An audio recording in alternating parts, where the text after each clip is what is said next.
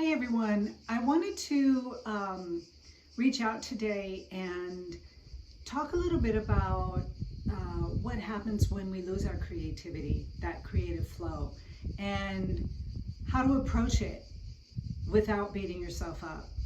So in the past, when I have gone on these creative slumps and stopped painting or stopped creating whatever my creative endeavor was at the time, I would just kind of disappear into myself and not really pay attention to what was going on. Just kind of veg out. I mean, literally, mentally, physically, spiritually, just bleh. And over the years, I have learned how to veg out, to just let myself go and to stop creating, physically creating, without thinking badly about it. And let me put it this way. During the day, we wake up in the morning and we get going. We have all this work to do, and we're producing and creating and doing whatever it is that we do during the day. There comes a time at the end of the day, in the evening and at nighttime, where we begin to slow down. We begin to let go of the things that needed to be done during the day, and we lay down in bed and go to sleep. And throughout the night we dream, whether we remember it or not, and wake up in the morning to a fresh start and a new day. Well, creativity kind of flows in the same way. You have the very forward moving in your creative realm, where you're picking up the paintbrush and you're painting and you're creating and you're in the studio every day and you're really going for it and you're setting up and doing videos and the whole thing. And then you have the time where you just kind of sit back and let it all go. Now, in order to not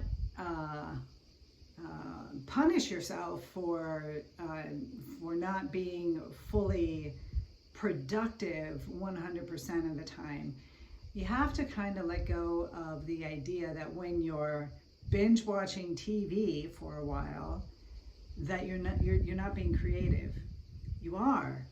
It's just that you're in that nighttime mode, in that negative space. Here in this painting, the yellow areas behind the flower, all the areas behind the flower are negative spaces. They're spaces that are not the focus of the painting. They're not important to the visual eye for when somebody looks at the painting, but they are incredibly important. And without them, these negative spaces, your painting can't hold up, it can't stand. So we have this negative space here, for instance, and you can think of these non-creative times, these non-productive times, as your negative space, that you are working with the negative space. It's a negative space in your thought, in your mind, in your heart, and it's a way of cleansing and releasing ideas and thought patterns, whatever needs to be let go of within in our inner home, releasing it, decluttering it, and letting it go. And when that has happened, when you have gone through the night and have readjusted and rested and cleaned up your inner world, you wake up again the next day into the daylight in a productive state. I hope that's making sense. I can also look at the same thing in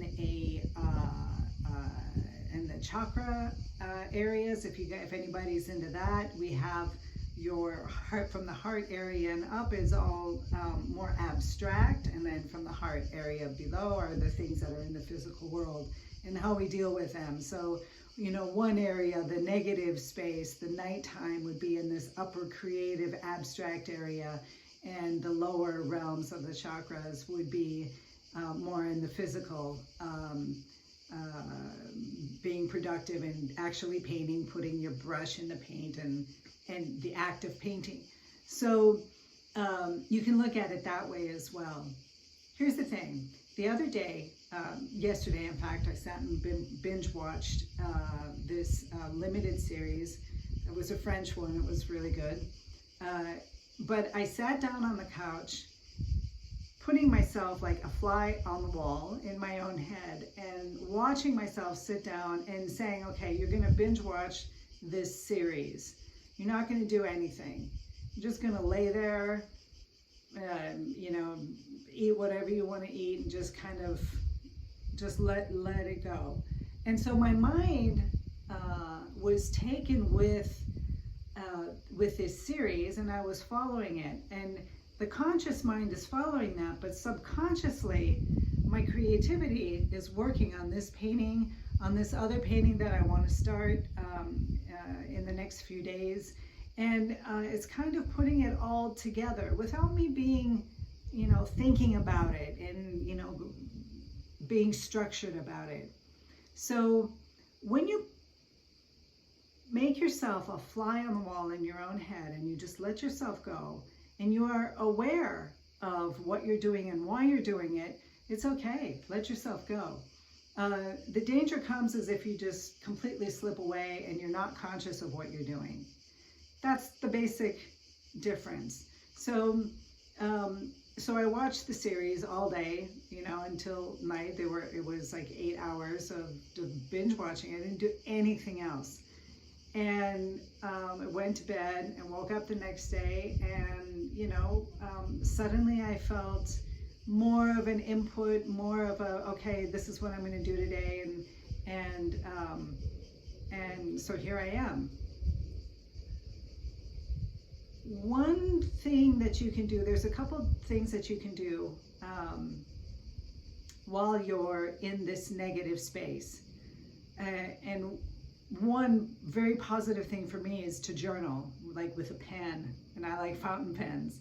So just journaling and releasing, you know, whatever's going on in your mind. And that is a great way to clean up and declutter the area in here, the mind. So I am very, very positive about that. So I do that, and the other is meditation. Meditation is great, always, and for everything.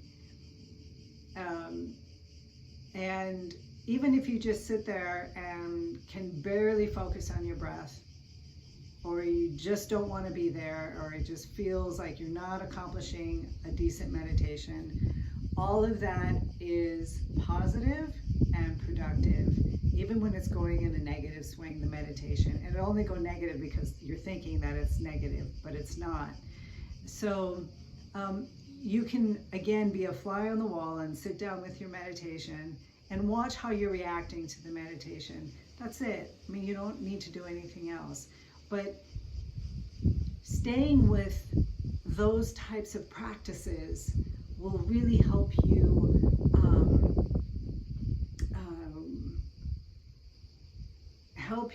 go through this nighttime, this time of creative and creative sleep. Let's put it that way. And that's all you need to do.